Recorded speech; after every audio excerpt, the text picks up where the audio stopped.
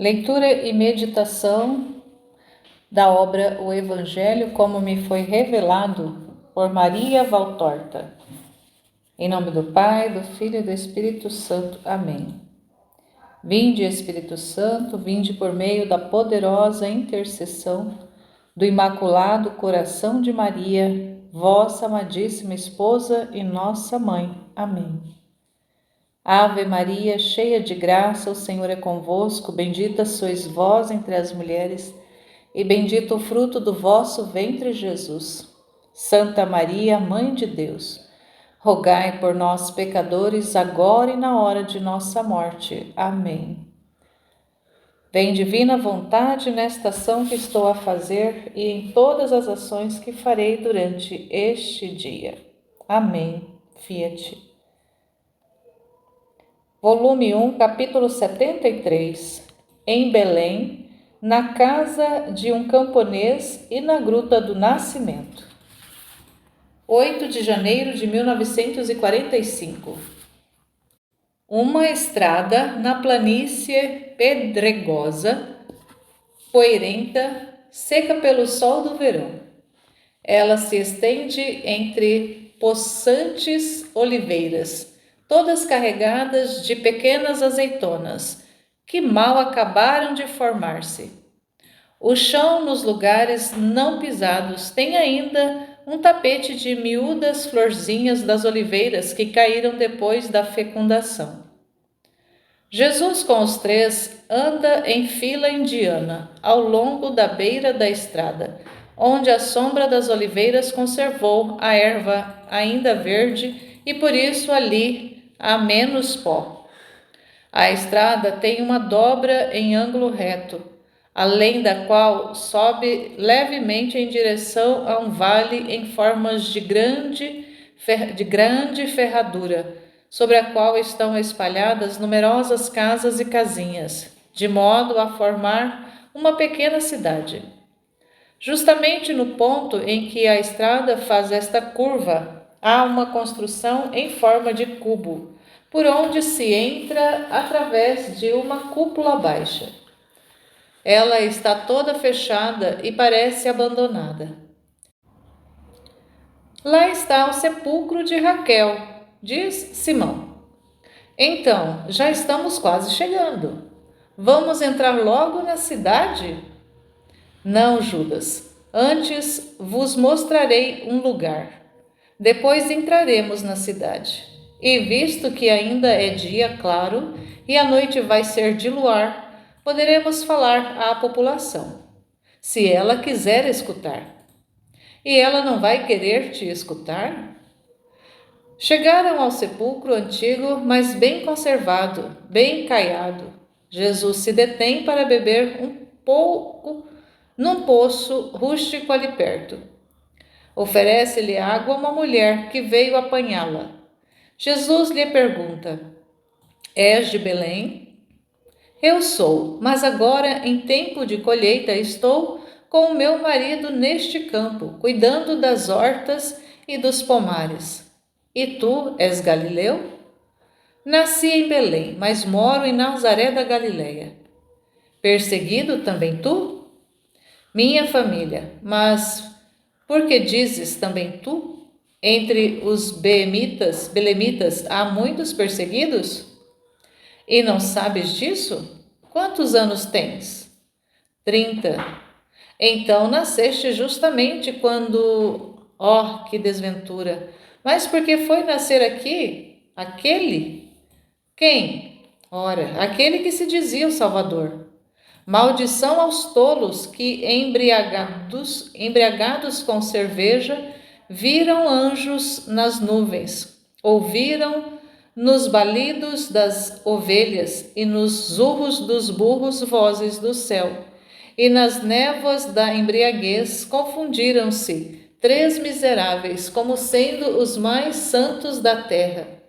Maldição para eles e para os que creram neles.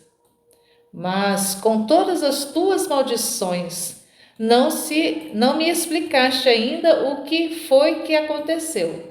Por que amaldiçoas? Porque Mas escuta, para onde queres ir? Para Belém, com os meus amigos. Tenho umas coisas a fazer lá. Preciso saudar velhos amigos e levar-lhes a saudação de minha mãe.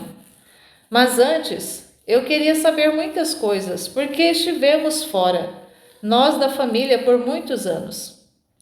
Nós deixamos a cidade quando eu ainda estava com poucos meses. Então, foi antes da nossa desventura. Escuta, se não ficas aborrecido com a casa de um camponês, vem dividir conosco o pão e o sal. Tu e os teus companheiros. Falaremos durante o jantar, e eu vos darei alojamento até amanhã de manhã. Minha casa é pequena, mas sobre a estrebaria há muito feno amontoado. A noite é quente e serena. Se quiseres, podes dormir. O Senhor de Israel recompense a tua hospitalidade. Eu irei com alegria à tua casa. O peregrino traz consigo a bênção. Vamos, mas eu preciso ainda ir despejar 6 ânforas de água sobre as verduras, que nasceram há pouco. Eu te ajudarei. Não, tu és um senhor. Teus modos o dizem. Eu sou um operário, mulher. Este aqui é um pescador. Estes judeus, gente de posses e bem colocados. Eu não. E pega uma ânfora bojuda pousada perto do baixíssimo morinho do poço, e amarra e desce-a. João o ajuda. Os outros também não querem ficar atrás e dizem à mulher: Onde estão tuas hortaliças? Mostra-nos, que para lá levaremos as ânforas. Deus vos abençoe. Estou com os rins machucados pelo cansaço. Vinde. E enquanto Jesus está tirando do poço a sua ânfora, os 3 desaparecem por uma vereda abaixo. Depois voltam com as suas ânforas vazias, enchem-nas e vão novamente. E assim fazem, não 3, mas bem umas 10 vezes. E Judas ri dizendo: Ela deve estar cansada de abençoar-nos. Nós levamos tanta água para as suas verduras que pelo menos por 2 dias a terra estará úmida e a mulher não precisará machucar os seus rins.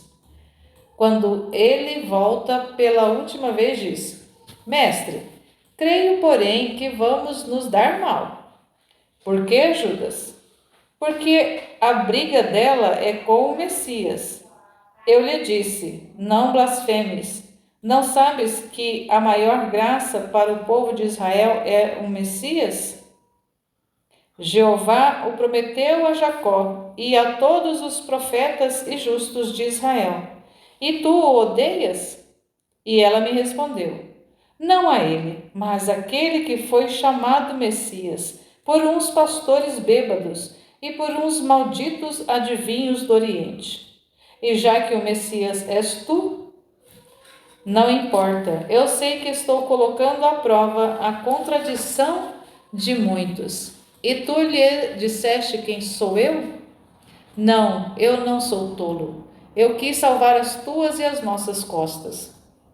Fizeste bem, não por causa das costas, mas porque desejo manifestar-me quando julgar que seja o momento justo. Vamos. Judas o guia até as hortaliças. A mulher despeja as últimas 3 ânforas e depois os conduz a uma rústica construção que está no meio do pomar. Entrai, diz ela, meu marido já está em casa. Eles entram em uma cozinha baixa e enfumaçada. A paz esteja nesta casa, saúda Jesus. Quem quer que sejas, a bênção para ti e para os teus. Entra, responde o homem. E antes vai buscar uma bacia com água, para que os 4 se refresquem e se lavem. Em seguida, todos entram e se assentam junto a uma mesa tosca. Eu vos agradeço por minha mulher. Ela me falou. Eu nunca tinha me aproximado de galileus. Me diziam que eles eram rudes e briguentos. Mas vós fostes gentis e bons. Vós já estáveis cansados, e ter ainda que trabalhar naquele modo. Estais vindo de longe? De Jerusalém. Estes são judeus. Eu e este outro somos da Galileia. Mas podes crer, homem, o bom e o mal estão em toda parte. É verdade. Eu, no meu primeiro encontro com os galileus, encontro o bom. Mulher, traz a comida. Não tenho outra coisa a não ser pão, verdura, azeitonas e queijo. Eu sou camponês. Eu também não sou um senhor. Eu sou carpinteiro. Tu, com estes modos? A mulher intervém. O hóspede é de Belém, como eu te disse, e são perseguidos, ele e os seus. Talvez tenham sido ricos e instruídos, como o eram Josué de Ur, Matias de Isaque, Levi de Abraão, pobres infelizes. Ninguém te perguntou nada. Perdoa, as mulheres são mais faladeiras do que os pássaros à tarde. Eram famílias belemitas? Como? Não sabes quem eram? Tu que és de Belém? Nós fugimos quando eu tinha poucos meses. A mulher que deve ser mesmo faladeira torna a falar. Ele foi-se embora antes do massacre. Estou vendo. De outro modo não estaria mais no mundo. Não voltastes mais por aqui? Não. Que infelicidade! Poucos encontras daqueles que, como me disse Sara, tu queres conhecer e saudar. Muitos foram mortos, muitos fugiram, muitos, estão dispersos e nunca se soube se foram mortos no deserto ou se faleceram no cárcere, em punição por sua rebelião. Mas foi rebelião? E quem ficaria passivo, deixando que degolassem tantos inocentes? Não, não é justo que ainda estejam vivos o Levi e o Elias, enquanto tantos inocentes morreram. Quem são esses dois? E que foi que fizeram? Mas, ao menos da matança ficaste sabendo. A matança feita por Herodes. Mais de 1.000 crianças na cidade, um outro milhar nos campos. E todos, aliás, quase todos varões, porque naquela fúria, no escuro, no conflito que se armou, os ferozes pegaram, arrancaram dos berços, dos leitos maternos, das casas assaltadas, até as menininhas, e as trespassaram como filhotinhos de gazela, transformados em alvos por um arqueiro. Pois bem, e tudo isso por quê? Porque um grupo de pastores que, para vencerem o frio da noite, por certo beberam bastante cerveja, foram tomados pelo delírio e disseram ter visto anjos ouvindo canções, recebidas indicações. E disseram a nós de Belém: Vinde, adorai, o Messias nasceu. Pensa, o Messias em uma caverna? Em verdade, devo dizer que embriagados fomos todos, eu também. Então adolescente e minha mulher, que naquele tempo tinha poucos anos, porque todos nós acreditamos, e em uma pobre mulher galileia quisemos ver a Virgem parturiente da qual falaram os profetas. Mas se ela estava na companhia de um rude galileu, o marido certamente, se ela era sua mulher, como podia ser a virgem? Em suma, acreditamos. Presentes, adorações, casas abertas para hospedá-los. Como souberam representar bem a parte deles. Pobre Ana perdeu os bens e a vida, e também os filhos de sua filha, a primeira, a única que se salvou, porque casada com um comerciante de Jerusalém, mas perderam os bens, sua casa foi queimada, e todo o seu sítio foi arrancado por ordem de Herodes. Agora é um campo inculto, sobre o qual pastam os rebanhos. culpa dos pastores? Não, também dos 3 bruxos que vieram dos reinos de Satanás. Talvez fossem compadres dos 3. E nós, tontos, considerávamos aquilo tudo como uma honra para nós. E aquele pobre arquissinagogo, nós o matamos porque ele jurou que as profecias punham o selo da verdade nas palavras dos pastores e dos magos. Tudo culpa, então, dos pastores e dos magos? Não, Galileu, nossa também, da nossa credulidade. Havia muito tempo que se esperava o Messias. Séculos de espera, muitas desilusões nos últimos tempos por causa dos falsos messias. Um deles era Galileu, como tu. Um outro se chamava Teudas. Mentirosos. Messias eles? Não eram mais do que ávidos aventureiros, à caça de fortuna. A lição devia ter nos feito mais espertos, ao invés. E então, por que maldizer todos, os pastores e os magos? Se vós julgais tolos, vós também, então deveríeis maldizer-vos também. Mas a maldição não é permitida pelo preceito do amor. Maldição atrai maldição. Tendes certeza de que estais com a verdade? Não poderia ser que os pastores e os magos tivessem dito a verdade e a eles revelada por Deus? Por que querer crer que eles eram mentirosos? Porque os anos da profecia não se tinham completado. Depois percebemos, depois que o sangue que avermelhou a água dos nossos tanques e rios, nos abriu os olhos do pensamento.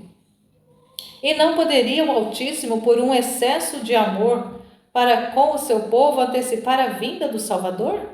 Sobre o que foi que os magos basearam suas afirmações? Disseram-me que eles vinham do Oriente. Nos cálculos que fizeram sobre uma nova estrela. E não está escrito: uma estrela nascerá de Jacó e uma vara se levantará de Israel? E Jacó não é o grande patriarca? E não fez ele uma parada nesta terra de Belém, que para ele era tão querida como a pupila de seus olhos, por ter aí morrido a sua querida Raquel? Além disso, não foi dito pela boca do profeta: um broto despontará da raiz de Jessé, e uma flor nascerá dessa raiz. Isaí, o pai de Davi, nasceu aqui. O broto da estirpe cortada perto da raiz pela usurpação dos tiranos. Não é a virgem que dará à luz o filho? Não tido de homem, porque então não seria mais virgem, mas da vontade divina, onde ele será o Emanuel? Porque como filho de Deus será Deus e levará por isso Deus entre o seu povo, como diz o seu nome? E não será anunciado, como diz a profecia, aos povos das trevas, ou seja, aos pagãos, por uma grande luz? E a estrela vista pelos magos não poderia ser a estrela de Jacó, a grande luz das 2 profecias, e de Balaão e de Isaías? E a própria matança realizada por Herodes não faz parte das profecias? Um grito foi ouvido no alto. É Raquel que chora os seus filhos. Estava marcado que as lágrimas fizessem gemer os ossos de Raquel em seu sepulcro em Éfrata, quando por meio do Salvador tivesse chegado a recompensa ao povo santo. Lágrimas que depois se transformariam em um riso celeste, como o arco-íris, que é formado pelas últimas gotas do temporal. Mas diz: eis um tempo sereno que vos é concedido. Tu és muito douto, és Rabi? Eu sou. Eu estou percebendo. Há luz e verdade nas tuas palavras, mas, muitas feridas ainda sangram nesta terra de Belém, por causa do verdadeiro ou do falso Messias. Eu não o aconselharia a vir mais aqui. A terra o rejeitaria, como se rejeita um enteado por causa do qual morreram os filhos verdadeiros. Mas agora, se era ele, já está morto como os outros que foram degolados. Onde estão morando agora Levi e Elias? Tu os conheces? O homem suspeita de alguma coisa. Eu não os conheço. O rosto deles para mim é desconhecido. Mas são infelizes, e eu sempre tive dó dos infelizes. Quero ir procurá-los. Pois sim, serás o primeiro, depois de quase 6 lustros. Estes ainda são pastores e trabalham para um rico herodiano de Jerusalém, que se apropriou de muitos bens dos mortos. Há sempre quem ganha. Tu os encontrarás com os rebanhos nos altos que ficam perto de Hebrom. Mas dou-te um conselho: não te deixe ver pelos belemitas, falando com eles. Ficarias prejudicado. Nós o suportamos porque aí está o herodiano. Senão, ó, que ódio! Por que odiar? Porque é justo, eles nos fizeram mal. Acreditavam estar fazendo bem, mas fizeram mal, e mal a eles advenha. Deveríamos matá-los, como eles fizeram matar por sua astúcia. Mas nós estávamos apatetados e depois lá estava o herodiano. Se ele não estivesse lá, então depois do primeiro, ainda compatível impulso da vingança, vós os teríeis matado? Mesmo agora nós os mataríamos, se não tivéssemos medo do patrão deles. Homem, eu te digo, não odeies, não desejes o mal, não desejes fazer o mal. Aqui não há culpa, mas ainda que houvesse, perdoa. Em nome de Deus, perdoa. Vai dizer isto aos outros belemitas. Quando cair o ódio de vossos corações, virá o Messias. O conhecereis então, porque ele está vivo. Ele já existia quando se deu a matança. Eu vos digo, não por culpa dos pastores e dos magos, mas por culpa de Satanás é que aconteceu a matança. O Messias nasceu aqui e veio trazer a luz à terra de seus pais. Filho de mãe virgem, da estirpe de Davi. Nas ruínas da casa de Davi, abriu para o mundo o rio das graças eternas. Abriu a vida ao homem. Fora, fora, sai daqui, tu seguidor desse falso Messias, que só podia ser falso, porque trouxe a desventura a nós de Belém. Tu o defendes, portanto. Silêncio, homem, eu sou judeu e tenho amigos altamente colocados. Poderia dizer-te, fazer-te arrepender-te do insulto. Dispara Judas, segurando o camponês pela veste e sacudindo-o com violência e ira. Não, não, fora daqui. Não quero aborrecimentos, nem com belemitas, nem com Roma, nem com Herodes. Ide embora, malditos, se não quereis que vos deixe com uma marca. Fora. Vamos, Judas, não reajas, deixemo-lo no seu ódio. Deus não penetra onde há rancor. Vamos. Sim, vamos, mas vós me pagareis. Não, Judas, não fales assim. Eles são cegos. Haverão tantos no meu percurso. Saem seguindo Simão e João, e já estão fora conversando quando a mulher atrás do canto da estrebaria. Perdoa o meu marido, Senhor. Eu não esperava causar este transtorno. Eis aqui, pega, tu os tomarás amanhã cedo. São frescos, foram postos hoje. Não tenho outra coisa. Perdão, onde irás dormir? E dá-lhe uns ovos. Não penses nisso, eu sei para onde ir. Vai em paz pela tua bondade. Adeus. Caminham alguns metros em silêncio. Depois Judas explode. Mas tu não te fizeste adorar. Por que não fizeste que se curvassem até a lama? Aquele sujo blasfemador, até o chão, abatido por ter faltado contra ti, que és o Messias. Oh, eu o teria feito. Os samaritanos têm que ser incinerados com um milagre. Só isso os convence. Oh, quantas vezes terei que ouvir falar isso. Se eu devesse incinerar a todos os que pecam contra mim. Não, Judas, eu vim para criar, não para destruir. Mas enquanto isso, os outros te destroem. Jesus não rebate. Simão pergunta: para onde vamos agora, mestre? Vinde comigo, eu conheço um lugar. Mas se nunca estiveste aqui, desde o tempo em que fugiste, como o conheces? Pergunta Judas, ainda irritado. Eu conheço. Não é bonito, mas nele eu já estive uma vez. Não é em Belém, mas em um pouco afastado. Vamos virar para aquele lado. Jesus vai na frente, depois Simão, depois Judas, por último João. Em silêncio interrompido apenas pelo barulho das sandálias sobre as pedrinhas do caminho, quando se ouve um soluço. Quem está chorando? Pergunta Jesus, virando-se. E Judas: é o João, ele ficou com medo. Não fiquei com medo. Eu já estava com a mão na faca que trago na cintura. Mas eu me lembrei da tua palavra. Não mates, perdoa.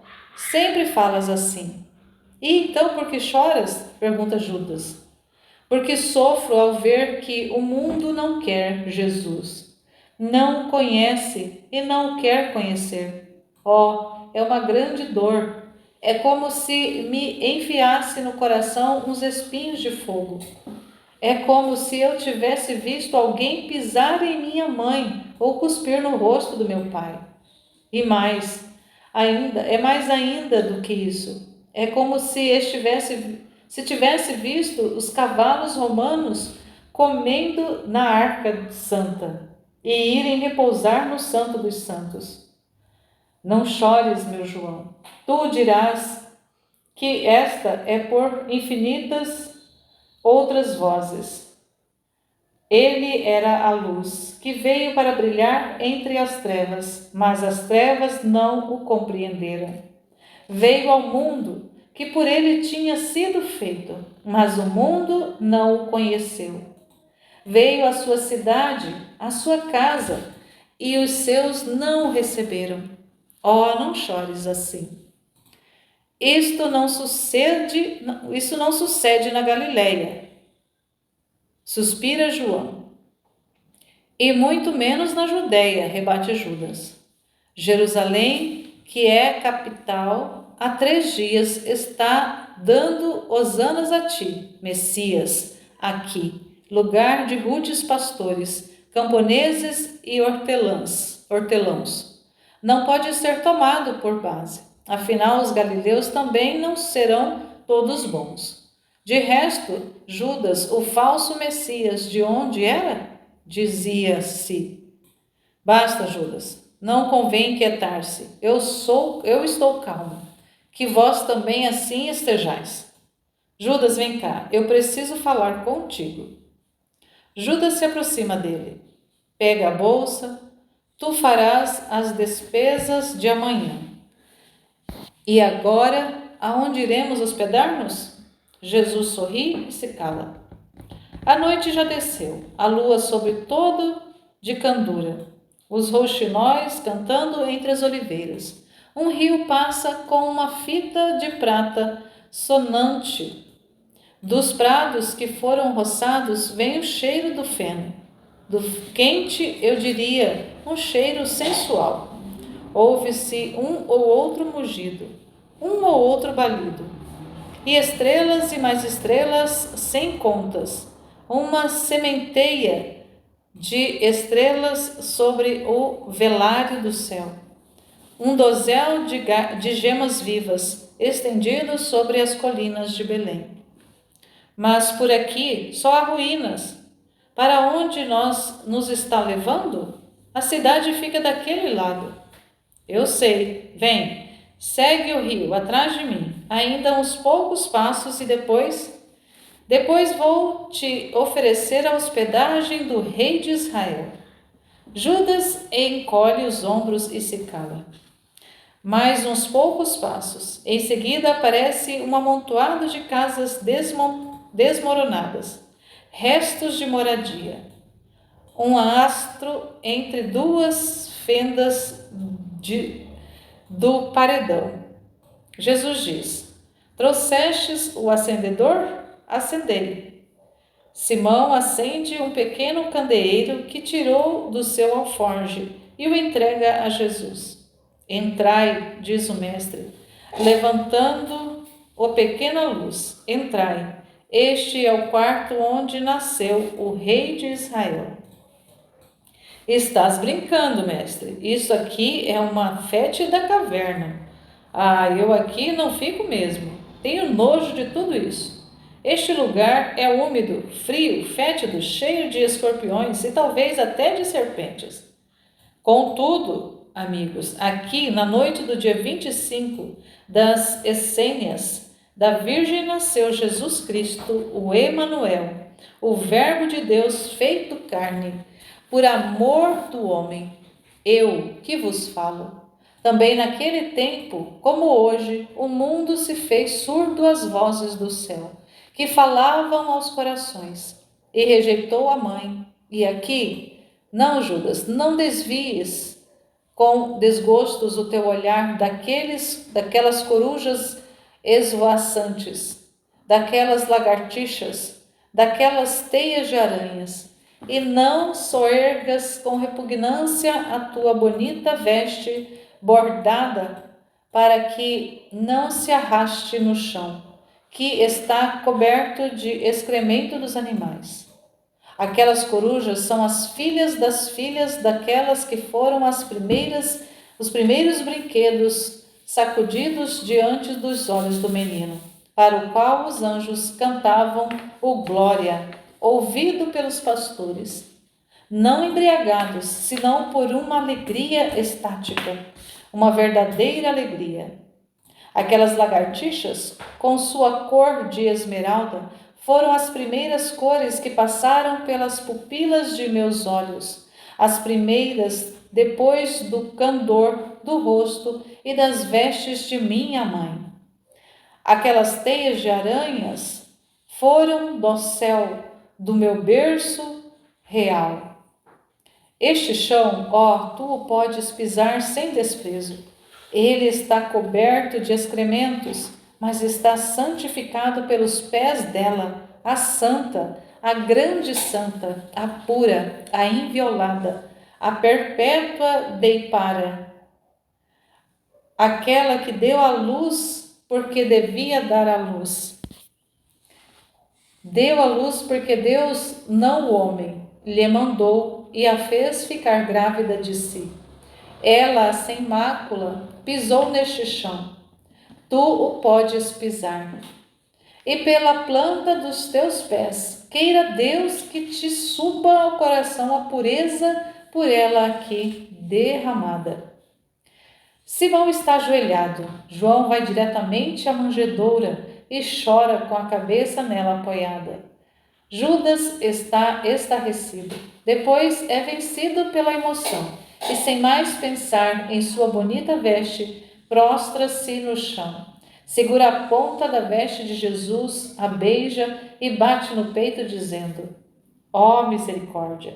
Bom mestre, da cegueira do seu servo, minha soberba cai por terra.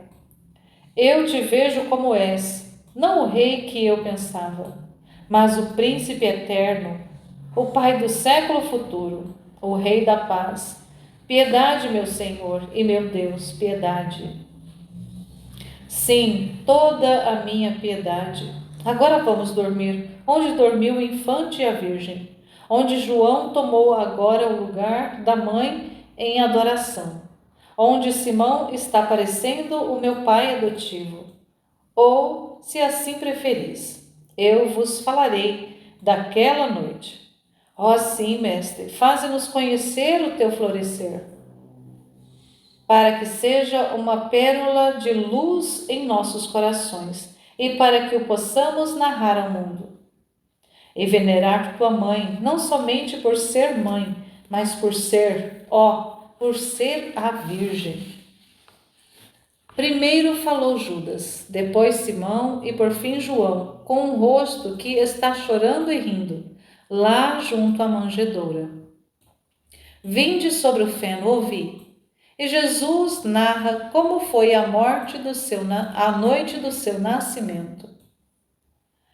Estando a mãe já perto do tempo de sair, de dar à luz, foi por ordem de César Augusto feito um edito pelo delegado imperial, Públio Salpício Quirino, quando era governador da Palestina, Cêncio Saturnino.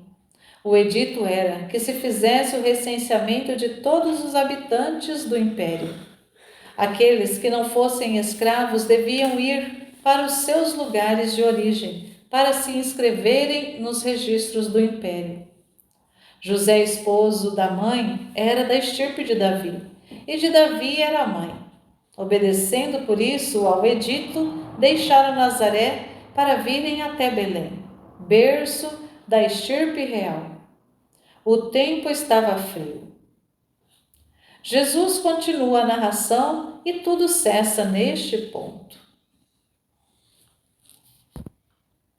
E na narração desse capítulo 73, desse retorno de Jesus a Belém, depois de tantos anos, ele que fugiu ainda bebê com São José e Nossa Senhora para o Egito, e por isso foi preservado da matança daquelas crianças, dos santos inocentes que a igreja celebra, onde a igreja celebra os santos mártires inocentes no dia 28 de dezembro de cada ano, e onde fica nítido ainda, depois de praticamente 30 anos ali, o rancor ainda imperante no coração daqueles belemitas, que na época acreditaram no anúncio dos pastores, na visita dos reis magos, foram envolvidos pela graça, pela luz, acreditaram também, e depois que houve a matança,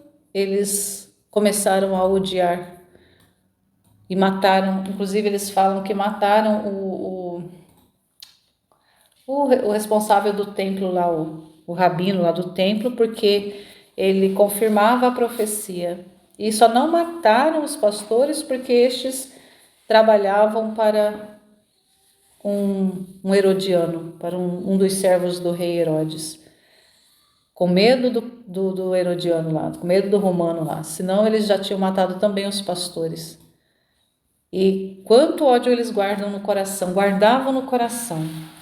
E num dos pedaços aqui, ele, depois da fala que Jesus vai falando lá das profecias, vai falando de tudo que tinha que acontecer e que aconteceu, ele vai percebendo ali que é verdade, mas olha só, ele responde assim para Jesus: eu estou percebendo a luz e verdade nas tuas palavras, mas, muitas feridas ainda sangram nesta terra de Belém por causa do verdadeiro ou do falso Messias. Eu não o aconselharia a vir mais aqui. A terra o rejeitaria, como se rejeita um enteado por causa do mal do qual morreram os filhos verdadeiros. Mas agora, se era ele, já está morto como os outros que foram degolados.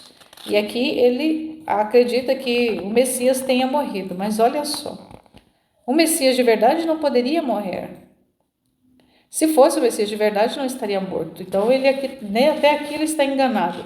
E mesmo observando a verdade nas palavras de Jesus, mesmo assim ele continua endurecido. O mal, muitas feridas ainda sangram nesta terra de Belém.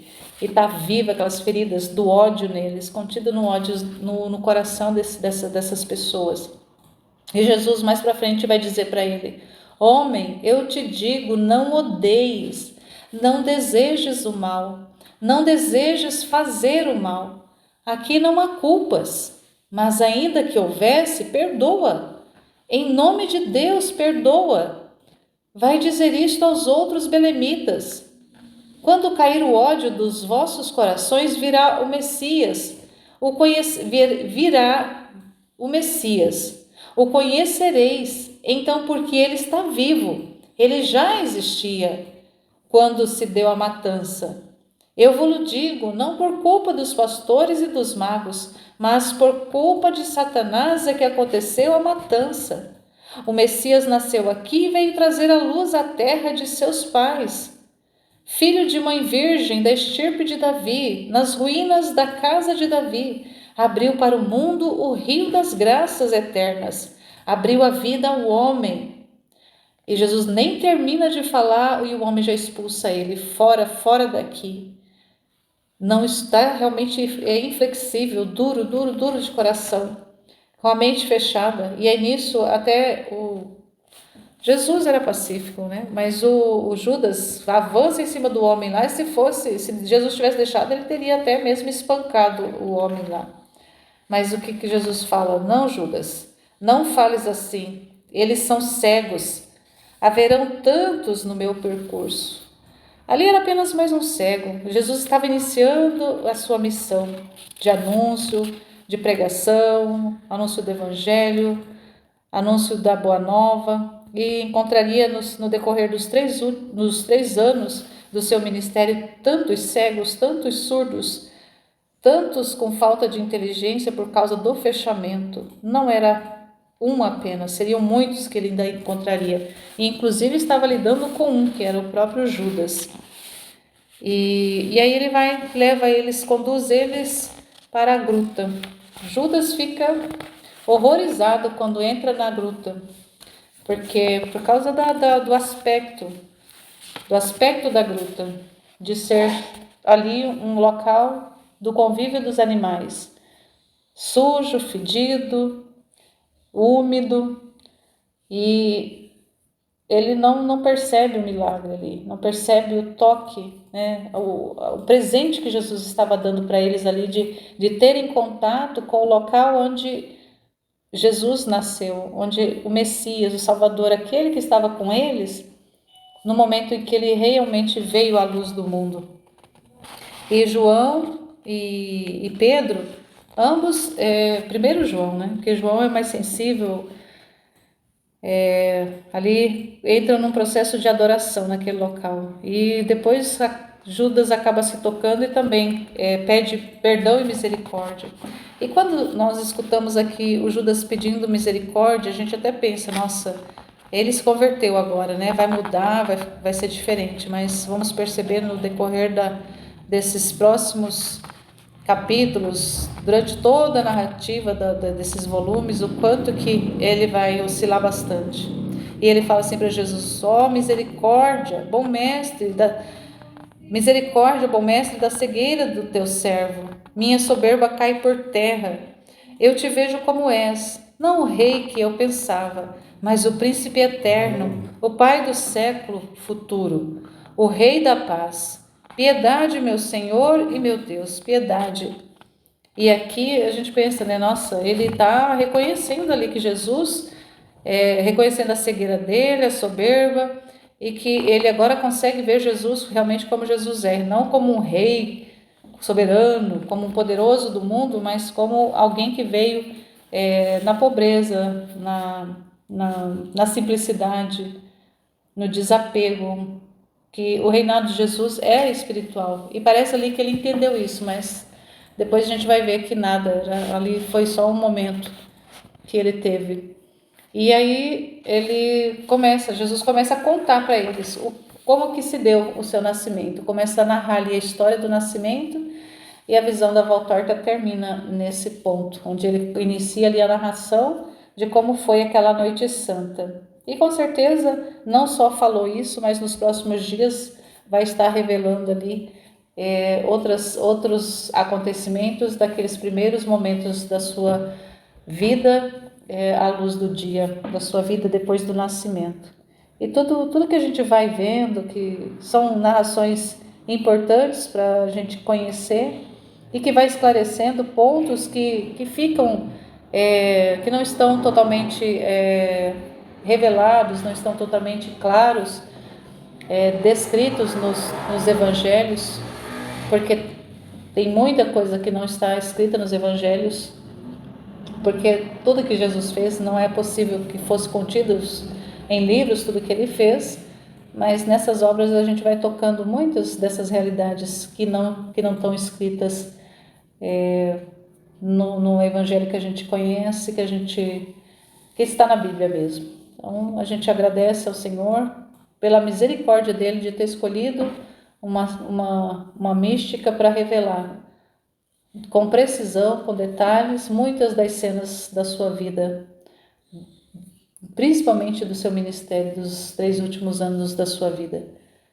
As conversas, os diálogos, então tudo isso é muito importante. Então que a gente fique acompanhando, que a gente fique atento para ir aprendendo cada vez mais, escutando essas narrações que a Valtorta foi escrevendo e descrevendo de tudo aquilo que foi para ela revelado. Louvado seja nosso Senhor Jesus Cristo e sua Mãe Maria Santíssima, para sempre sejam louvados. Estivemos e permaneceremos unidos no nome desse Deus poderoso, Pai, Filho e Espírito Santo. Amém.